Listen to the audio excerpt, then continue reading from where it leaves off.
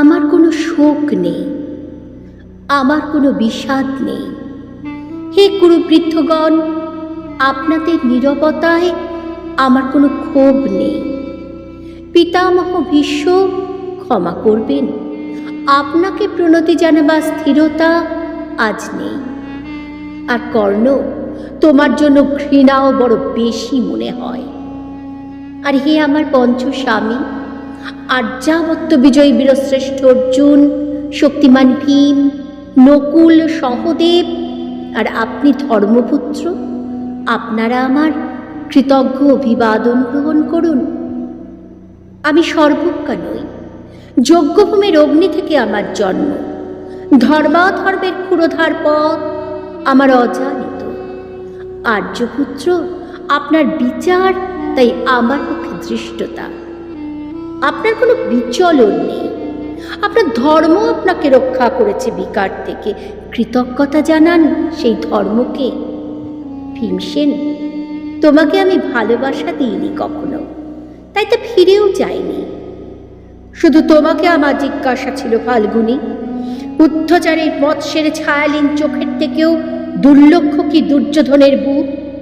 বলো সত্য করে, প্রেম নয়, শুধু পৌরুষের আস্ফালনই ছিল পাঞ্চাল বিজয়ের পটভূমি? কিন্তু মিথ্যা প্রশ্ন।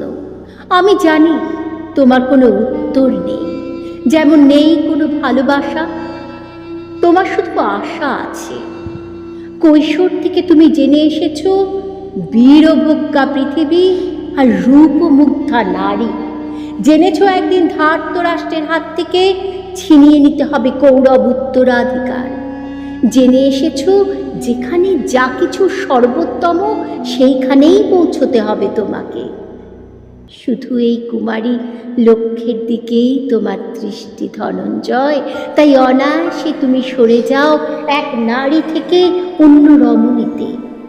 তোমার পূর্বপুরুষেরা যেমন একদা এক তৃণপ্রান্তরকে নিঃশেষ করে চলে যেতেন বনান্তরে, এই দ্রুত সভায় দাঁড়িয়ে আমাকে জানতে হলো নারী কেবল কয়েক প্রহরের বিলাস সঙ্গিনী।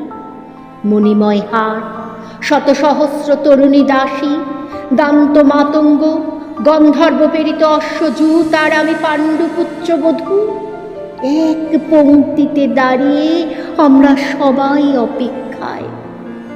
পিতৃগৃহে যেমন দেখেছিলাম আহিরিনীরা দূর গ্রাম থেকে নিয়ে আসে তাদের পশরা, আর তার উপর ঝুঁকে পড়ে লুব্ধ ক্রেতার দল, আমাদের ব্যবহারের জন্য তেমনি উন্মুখ হয়ে আছে যারা আমার পতির আত্মীয়।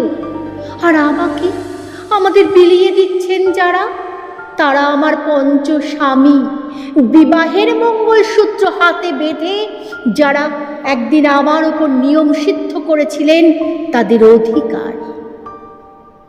না, শুধু এই রত্নমণ্ডিত সভাগৃহেই নয়, আরো আগে আমাকে জানতে হয়েছিল আমার কোনো বাসনা নেই, নেই কোনো নিজস্ব ইচ্ছা। অর্জুন, প্রথম দেখার মুহূর্তে আমার হৃদয় দিয়েছিলাম তোমাকে, অথচ আমার শরীরকে প্রথম আলিঙ্গন করলেন ওই মহাভাব যার খ্যাতি ধর্মপুত্র বলে। ইন্দ্রপ্রস্থের সৌধ শিখরে যখন আছড়ে পড়ত নববর্ষার জলধারা, যখন আমার কামনা ছুঁতে চাইত তোমাকে, আমার অনৎসুক দেহকে তখন আকর্ষণ করত অন্য কেউ, যে আমার স্বামী। বসন্ত রজনীতে কিংসুকের প্রমত্ত উল্লাস মুহূর্তে তোমার ব্যাকুল বাহু টেনে নিত আমাকে নয়, অন্য কোনো যুবতীকে। বারে বারে আমাকে সন্তানবতী করেছে পুরুষ, কিন্তু তারা প্রত্যেকেই আমার আকাঙ্ক্ষিত নয়। কোনো প্রার্থনা নেই আমার।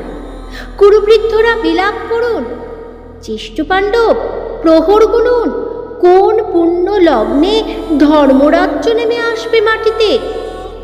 ভীম, অনুগ্রহ করে স্তব্ধ হও। নকুল, সহদেব, বিচ্যুত হয়েও না অগ্রজের প্রতি অটল বিশ্বাসে।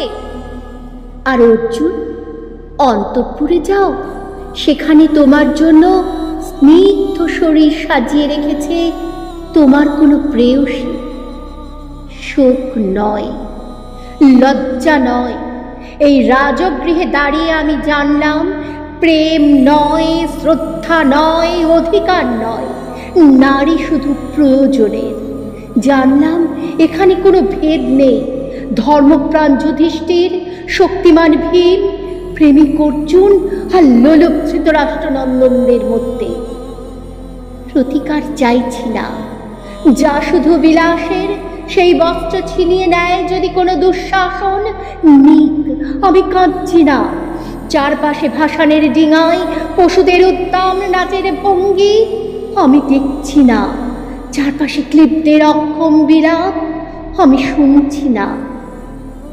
ধনুর্বাণ নেই, আমি ফিরিয়ে আনছি আমার জন্মের স্মৃতি, যজ্ঞের আগুন। দ্রৌপদী নই, নই পাঞ্চালী, নই ভরত কুলবধূ, আমি কৃষ্ণা, যজ্ঞাগ্নি সম্ভূতা, শুধু নারী এক।